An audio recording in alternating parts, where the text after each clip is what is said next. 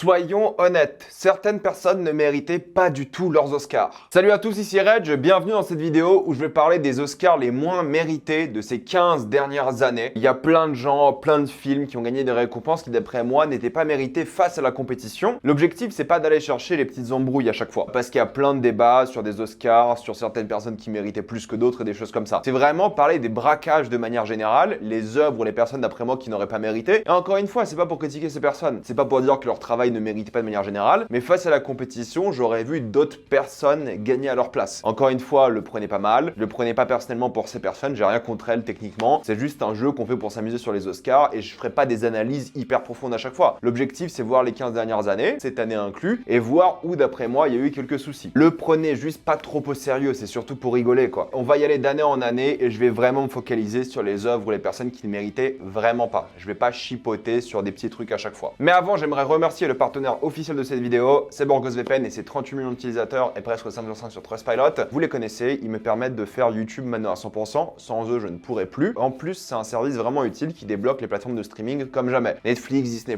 Apple, peu importe, tout change avec ce VPN. Vous prenez un VPN dans un pays comme la Suisse, la Belgique, le Canada, pour la VESTFR ou même la VEF si vous aimez ça, et vous allez voir des catalogues complètement explosés. Par exemple, l'un de mes films préférés de l'année dernière, Past Lives, est sur Netflix. Dans certains pays, Dune est sur Netflix alors que c'est difficile de l'avoir chez nous. Sur Disney+, vous avez The Marvels, que vous n'avez pas vu en salle. Vous avez Pauvres créatures sur Disney+, aussi, l'un des meilleurs films de cette année déjà. Vous avez Napoléon sur Apple TV+, et vous pouvez même avoir Max en avance. Il y a plein de pays, je crois, comme l'Espagne, la Scandinavie, ou même des pays d'Europe de l'Est qui ont Max. Donc si vous voulez pas attendre, vous pouvez déjà avoir accès à l'une des meilleures plateformes de streaming. Vous pouvez aussi avoir accès à YouTube sans publicité, ça change la vie. Pareil, vous prenez YouTube Premium dans un pays où ça coûte beaucoup moins cher, la Turquie, ou alors un pays de l'Union Européenne, en Europe de l'Est, où c'est moins cher, l'Inde, l'Argentine, bref, YouTube sans publicité, ça change la vie. Vous serez en plus grande sécurité qu'un VPN, que ce soit Wi-Fi, de l'université, de la bibliothèque, l'hôtel ou même chez vous. Vous pouvez partager un compte avec 7 personnes au total, c'est disponible sur tous vos appareils préférés, c'est super simple d'utilisation, en quelques clics c'est fait sans aucun problème. Vous pouvez essayer par vous-même car vous êtes satisfait ou remboursé sous 45 jours et vous avez une assistance technique en français 24h7. Utilisez le lien dans la description, on est encore épinglé afin de vous abonner à BorgosVPN et bénéficier de 4 % d'induction plus 4 mois gratuits. Foncez sur l'offre. En 2010, il y a un film qui m'a posé problème de tous les points de vue. C'est le film Là-haut qui a gagné meilleur film d'animation, qui d'après moi n'est pas mérité parce que Là-haut c'est un film extrêmement surcoté que je trouve sympa mais sans plus. Mais il a surtout gagné face à Coraline, qui est bien meilleur, et surtout à Fantastic Mr. Fox, qui est aussi bien plus exceptionnel. Donc franchement, Là-haut c'est du braquage et vous allez voir que dans cette vidéo-là, Disney et Pixar ont régulièrement de la chance. Parfois c'est mérité, je dis pas, mais en termes d'animation, il y a des films d'animation qui sont bien meilleurs, mais ça finit toujours chez Disney et Pixar parce qu'ils sont américains et c'est un peu les leaders. Je dis pas que Là-haut est un mauvais film, mais la compétition est bien meilleure. Pareil pour la musique de Là-haut est très bien, mais en face t'avais Avatar, le premier, la musique est excellente. T'avais Mr. Fox aussi en face en termes de musique. Bref, pour moi Là-haut ne méritait pas ces deux récompenses-là. Là pour moi c'était un vrai braquage et clairement l'un des plus violents de la liste. En 2011, il y a pas mal de débats parce qu'il y a un film qui a beaucoup fait la polémique à l'époque aux Oscars, c'était Le Discours d'un roi et surtout Colin Firth qui a gagné du coup l'Oscar du meilleur acteur. Je trouve bien dans le film, je trouve vraiment excellent. Je sais pas est-ce que je dirais que c'est un braquage, personnellement je l'ai trouvé vraiment bon, mais il y a quand même de la compétition assez rude. Il y a Javier Bardem pour Beautiful qui était absolument dingue et même Jesse Eisenberg pour Social Network qui était aussi très marquant. Je dis pas que c'est un gros braquage celui-ci, mais il y a quand même débat vu la compétition qu'il y avait cette année. Pareil pour Christian Bale qui sort de Fighter. Est-ce que c'est sa meilleure performance? Je ne pense pas. Est-ce que c'est là qui a été le plus marquant dans sa carrière? Je ne pense pas non plus. Est-ce qu'il y avait beaucoup de compétition?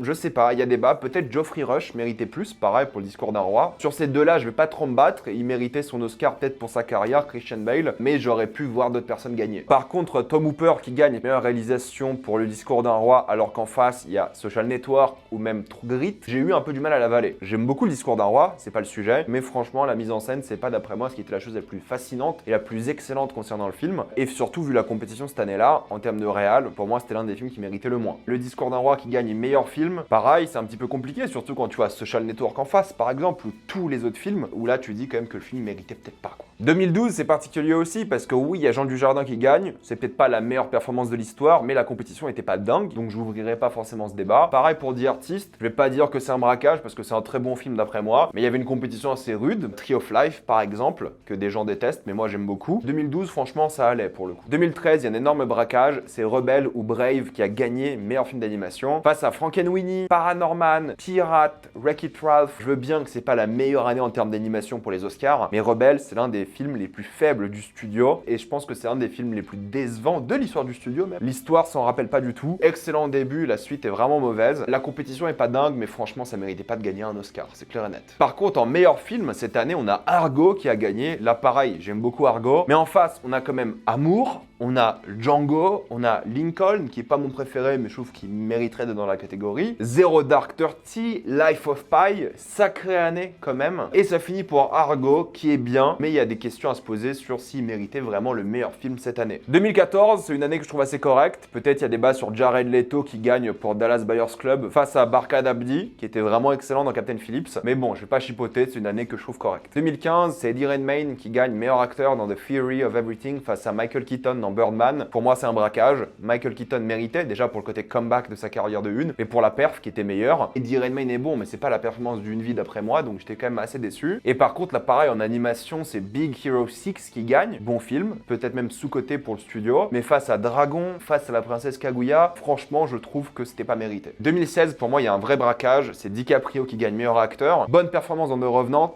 aucun doute, il est vraiment bon, mais pour moi, il y avait quelqu'un qui était largement meilleur, c'était Michael Fassbender dans le Steve Jobs, clairement au-dessus, et là, DiCaprio, bah, c'est un Oscar de carrière, quoi. Il était beau encore une fois, mais pour moi, c'était pas l'année qui aurait dû lui amener un Oscar, quoi. Et meilleur film cette année-là, c'était Spotlight qui a gagné. Très bien, Spotlight, mais quand même, la compétition en face. Revenant, The Big Short, Fury Road, Spotlight c'est cool, mais bordel. En plus, ça a gagné meilleur scénario face à Ex Machina. Encore une fois, il y a un gros débat. Et si on parle d'Ex Machina, qui a gagné les meilleurs effets spéciaux, très bien les effets spéciaux d'Ex Machina, mais pour le coup, je dirais vraiment qu'un film comme The Revenant aurait mérité plus, ou Fury Road, tout simplement parce que les effets spéciaux sont tellement présents, mais tellement invisibles et tellement bien faits, même si Ex Machina n'est pas déméritant non plus. Mais c'est pas le film qui t'impressionne pour les effets spéciaux, même si c'est bien quand même. 2017, on a Zootopie, qui est excellent. Est-ce que c'est un braquage? Je sais pas trop, mais il est quand même face à Ma vie de courgette, qui est très bien. Kubo et l'armure magique, qui est exceptionnelle, je trouve, et La Tortue Rouge. C'est pas le plus gros braquage de l'histoire des Oscars, mais il y avait une vraie compétition, et Zootopie, d'après moi, n'était pas le film le plus original de la liste, même s'il était très cool. La grosse polémique cette année-là, c'était Moonlight, qui a gagné meilleur film, surtout face à Manchester by the Sea, mais surtout La La Land. Moi, je trouve que Moonlight méritait de gagner meilleur film. Il y en a qui diront que La La Land méritait plus, si vous voulez, d'accord, mais Moonlight, je le trouve vraiment intéressant, je trouve que c'est un vrai bon film, et je dirais pas dire que c'était pas mérité, quoi. Oui, peut-être La La Land méritait un peu plus, mais Moonlight est vraiment excellent. Et je pense que plein de gens ont encore le seum contre ce film parce qu'il a gagné cette année-là, mais en vrai, c'est une victoire que je trouve assez méritée. 2018, c'est Gary Oldman qui gagne face à Daniel Day-Lewis dans Phantom Thread. Gary Oldman, dans son rôle, très bien. Pareil, j'ai l'impression que c'est un Oscar de carrière plus qu'autre chose, surtout qu'il fait plus grand-chose, mais il aurait dû gagner à l'époque pour Tinker Tailor Soldier Spy. Mais Daniel Day-Lewis dans Phantom Thread, il est parfait. Encore une fois, est-ce qu'on va lui donner un 4e Oscar? Je sais pas, mais en vrai, il aurait plus mérité d'après moi. 2019, c'est une grosse année de merde, je trouve, en termes d'Oscar. Le plus gros braquage, je pense, de l'histoire récente des Oscars. Ça reste Rami Malek qui gagne pour sa performance oubliable et assez pathétique, je trouve, dans Bohemian Rhapsody, ce film du médiocrité absolue. Tous les autres étaient meilleurs que lui d'après moi, genre vraiment tous. J'adore Rami Malek, mais pas pour ce rôle-là, et l'Oscar était pas du tout mérité. Bohemian Rhapsody gagne l'Oscar du meilleur montage, c'est une énorme blague. C'est genre l'un des pires montages de l'histoire récente du cinéma en termes de film qui a rapporté autant d'argent au box-office. C'est ridicule, absolument pas mérité. Ludwig Göransson qui gagne pour Black Panther, oui, la musique est sympa, mais tu te rappelles plus de l'album que de la musique. La compétition était meilleure, je pense, de tous les points de vue. C'est pas la pire victoire, mais j'ai pas trouvé ça ouf. Green Book qui gagne scénario original, bon, pourquoi pas, mais je pense que la compétition aurait mérité aussi. Mais Green Book qui gagne meilleur film, alors que j'aime beaucoup Green Book, face à Roma,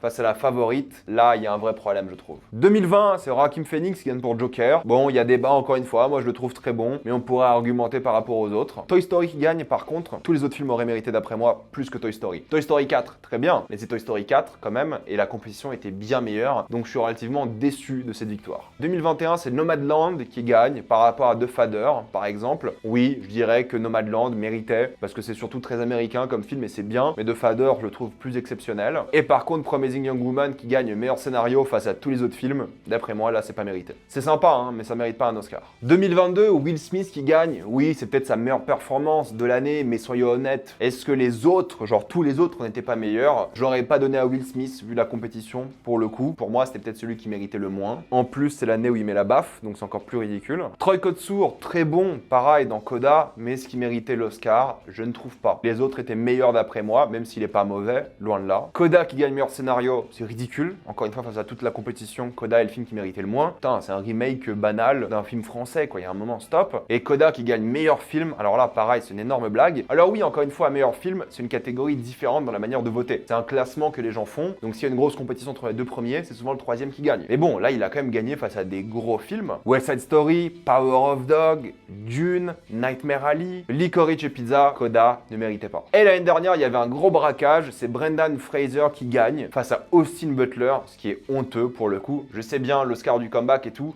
mais pas du tout mérité. Colin Farrell aurait mérité plus aussi, Paul Mescal aurait mérité plus aussi. Bref, là pour le coup, c'était pas mérité et c'était juste un Oscar de la pitié. Il est bon, mais il fait pas le poids. Pareil pour Jamie Lee Curtis, absolument pas mérité, Oscar de carrière. En face, t'as Kerry Condon qui est tellement meilleur, ou même Stéphanie Soo qui est largement meilleur aussi. L'année dernière, il y avait des gros braquages. Et écoutez, pour 2024, au final, je n'ai rien. Je trouve que toutes les récompenses étaient méritées. Oui, je suis déçu qu'Emma Stone ait gagné au lieu de Lily Gladstone, mais c'est pas un braquage et je trouve que l'année 2024 était plus que correcte de ce point de vue-là. Voilà, je vais m'arrêter là. Mettez-moi dans les commentaires ce que vous pensez. Êtes-vous d'accord, pas d'accord? J'ai envie d'avoir votre avis. Comme d'habitude, pensez à vous abonner à la chaîne pour voir les prochaines vidéos. Mettez un j'aime, ça aide beaucoup la chaîne. Suivez-moi sur tous mes réseaux pour plus de débats, critiques, actualités et concours. Et avant de quitter cette vidéo, pensez à utiliser le lien dans la description, dans le cadre épinglé, afin de débloquer toutes les plateformes de streaming en toute accessibilité et sécurité. Tout ça pour 2,03€ par mois plus 4 mois gratuits. Foncez sur l'offre. Et moi, je vous dis à la prochaine fois. Salut à tous.